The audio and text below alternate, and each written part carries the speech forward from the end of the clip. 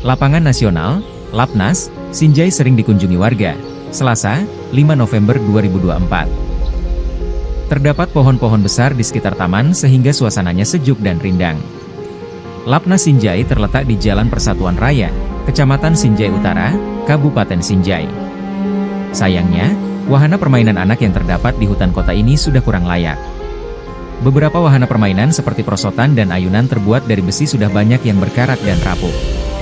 Kondisi ini sangat membahayakan jika masih ada anak-anak yang memainkan wahana tersebut. Potongan besi di ujung-ujung yang berkarat bisa melukai anak yang bermain. Sebagian besar wahana justru sudah tidak bisa digunakan lagi karena rusak parah. Salah seorang warga Verdi mengatakan memang permainan banyak yang rusak. Ya, sayang sekali sih.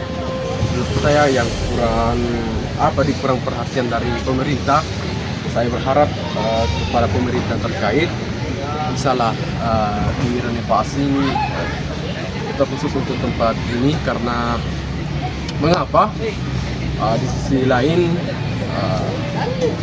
tempat ini sering banyak pengunjung yang datang, baik dari kalangan anak-anak, orang dewasa khususnya.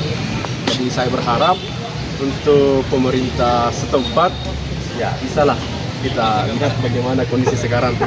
Apalagi ini saya lihat ini tidak memadai untuk anak-anak.